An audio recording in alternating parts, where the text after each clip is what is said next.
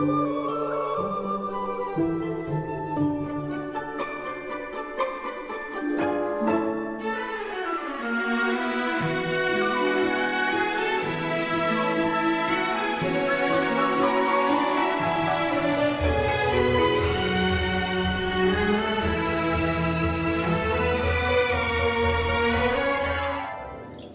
to the villas at the Grand Floridian. This part of the hotel was established in 2013, although the Grand Floridian was opened in 1988. This resort and spa is inspired by the Victorian era. There are ornate chandeliers and marbling throughout the hotel. It is considered one of the more luxury resorts in Disney World. It is Mary Poppins and Dumbo themed, as you can tell by the penguins in the fountain. There's a concierge and guest services desk located in the right front of this lobby. Beginning our villa tour, this is a standard view, 2-bed, 2-bath, although I'm going to say it's a 2.75 bath because there are actually 3 places you could shower in this villa. This little section was our charging station. There are outlets on both sides. There's an ice bucket there. There's an ice machine down the hall. There's the kitchenette area. Nice little chandelier. The kitchen had very modern appliances. We brought food from home, or we went to the little store, convenience store in the hotel and bought some. We made eggs in the morning, made our own breakfast. The coffee pot was already there. It is a full kitchen complete with a stove, microwave, fridge, sink, dishwasher, and toaster. This is the fridge and freezer. Located in the freezer were ice trays that you could fill up to make ice, which was very handy for the hot days in Disney. Here's some of the glassware available for your use. There's mugs, wine glasses, paper towels, casserole dishes, and plates. We did a lot of cooking there, mainly in the morning, but still just handy in case you want to use it. This dishwasher had the cutest little chime when you opened it. I wasn't able to get it on camera though.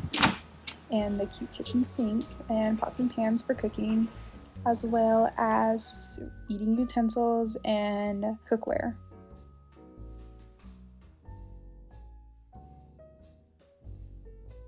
Moving on to the living room area, there's a mirror and some artwork on the wall and a door that leads out to the balcony. There's a TV. This is a trundle bed that pulls down. Nobody in my group slept in there. We didn't have to, but we thought it was kind of creepy, kind of coffin-esque, although it is a twin bed. I'm sure it's quite comfortable.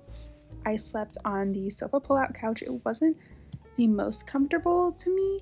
The sheets were quite thin and it kind of felt like just a thin mattress topper, but I got extra sheets from the master closet.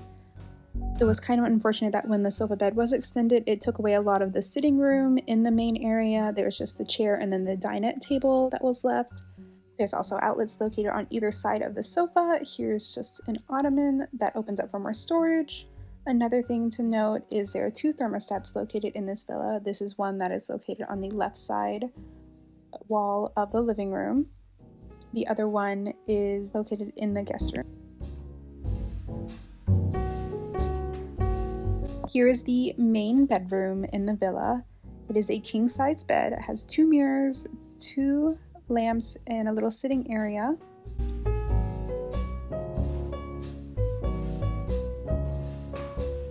On this side, you have the dresser, a TV that is a little smaller than the one in the living room, a desk area with a phone and a lamp.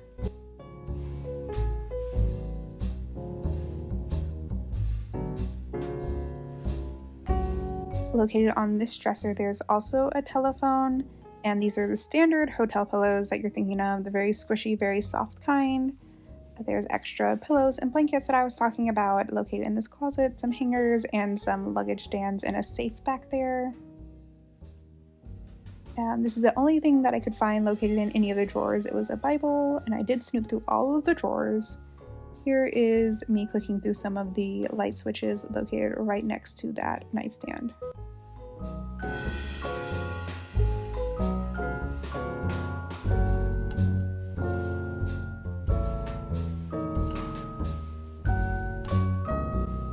Going into the main bath area, on the bottom of the tub there are holes for bubbles. We kind of thought they were bugs at first, but don't worry, they're just for bubbles. You get a facial bar, shampoo, conditioner, body wash, and body lotion. It's a sea salt kind. I really enjoyed it. Some towels, mirror, very cute tub, very cute bathroom, very luxurious feeling. Here's a sink. They have a little trash can underneath there. And there's this little screen. It was a radio, I believe, a TV in there. I couldn't get it to work. Maybe you could. We tried.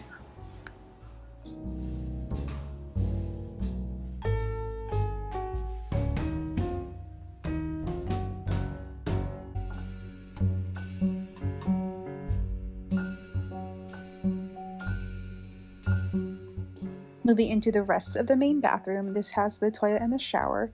This room is sectioned off by a pocket door that locks. There's some more towels, a sink that has granite countertops. There are granite countertops throughout all the bathrooms, and this is quite a large shower here. It has a waterfall shower head and a removable shower head. The knobs are kind of difficult to figure out. We kind of had it stuck one day, but to each their own. There's a bench, a marble look. I'm pretty sure it might actually be marble. I don't remember. But here's me sitting down on it, standing up and walking out. It's quite large.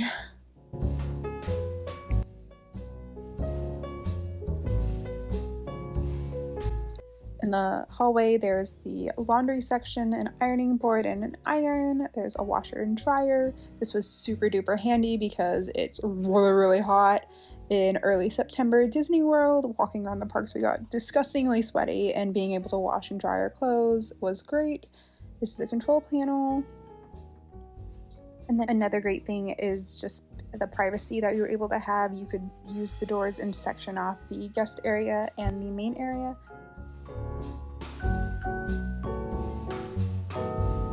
Heading into the guest bathroom, there's one sink here, so it's smaller.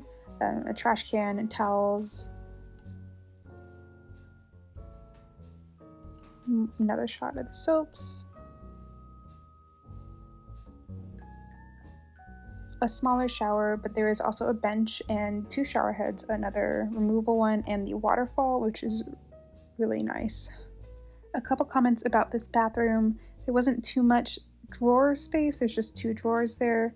And then the mirror on the side of the wall, the close-up mirror, it wouldn't go up, it went out. It pulled out horizontally, but it would not pull up vertically. It's usually okay, but it was kind of annoying because me and most of my family is on the taller side, so I kind of had to squat down and do my eyeliner. But I'm not going to complain because I'm in a villa at Disney. And here's the other section of the bathroom. It has a toilet and a shower bath. These are some pocket doors. They lock on both sides. I'm just demonstrating how they work because they are some hefty doors. And what's really nice is that when you step back near the toilet, an automatic vent came on, which was cool because you could have some background noises when you're doing your biz. And it's just a little hallway. Again, hefty doors at Disney. Here's another luggage rack and some hangers, and there's a shelf on top. And then going forward, there's a full-length mirror, perfect for pictures or getting ready in the morning, assuming you are getting glam for Disney. Here is the guest bedroom. The beds here are much more comfortable than the pull-out bed in the living room. There's a TV, dressers, a table and chairs, outlets located next to the nightstands, lots of lamps here. This door leads out to the balcony. Every room, the living room, bedrooms, all lead out to the balcony, and here's a shot of the balcony during the day. So we use the balcony to hang our towels and wet swimsuits out to dry because it was so hot. We didn't really sit out here and enjoy it. But here you can kind of see the walkway to the main hotel and the monorail in the background. There's a waterfall fountain. Walking along the balcony, you can see the cabanas in a sandy beach area next to the pool. There's also a door that if you have your magic band on, you can buzz in and go in that way, and kind of the back entrance right there. Very handy, very convenient.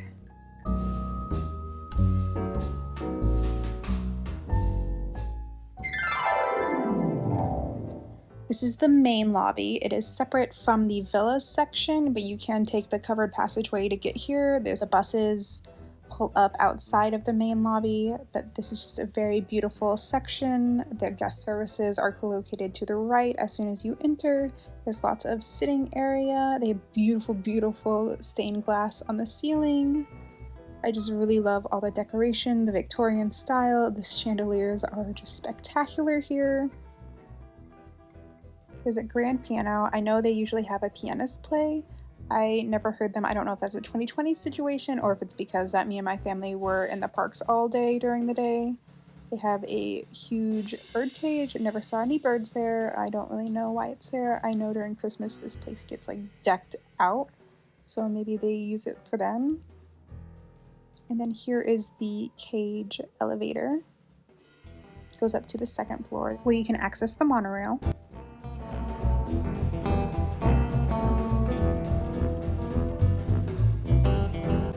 This is the view inside the caged elevator.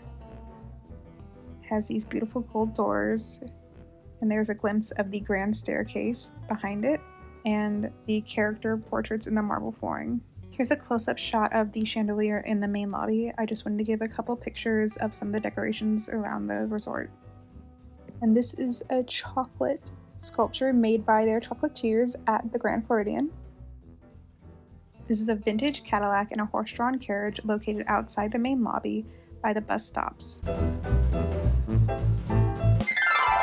The gym had free weights, treadmills, bikes, rope machines, presses, leg presses, arm presses, towels, sanitizer wipes, and then the earbuds that plug into a headphone jack. This is the Sandy Beach area located outside of the villas. It opens up to the Seven Seas Lagoon, and this walkway actually leads to the Polynesian. It's a running track. Here are some cabanas. It's all roped off though. You can't actually access to the water. But the sand is raked every single day, every single night, and it's the softest sand. Kid you not, it feels like moon sand. There's also table tennis and cornhole located in this area. Here's an Alice in Wonderland inspired playground. The pool was actually renovated in 2013 when the villas opened up. The pool doesn't get more than, I believe, 4 feet deep, but the cabanas in the back cost extra. The ones I showed you earlier do not cost. The waterfall doubles as a slide. Super fun.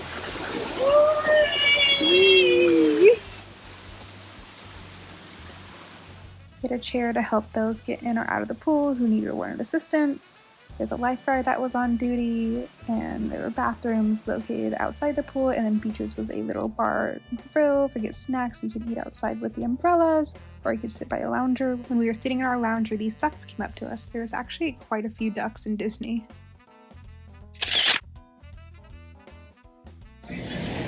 Hello, duck. Hi, duck.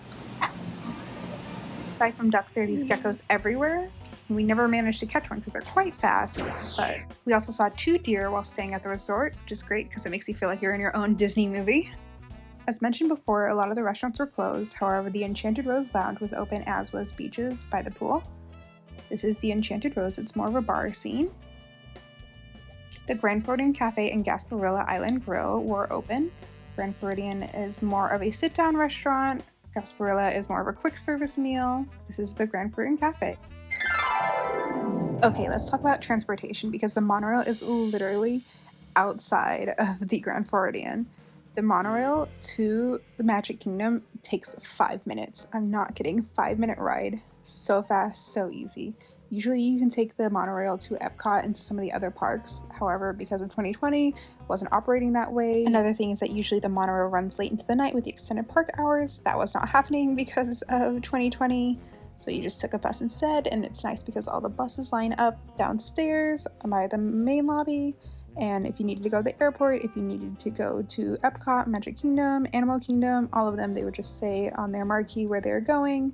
The longest we waited was probably like 30 minutes for Disney Springs, and if you didn't want to wait that long, we took an Uber once. It took 5 minutes, costs around like $10. There's also the boats and the ferry systems. That concludes the tour of the Grand Floridian Resort and Spa. Thank you for watching. I hope you enjoyed it. Please like, comment, and subscribe. I'm going to be posting more Disney-related videos soon.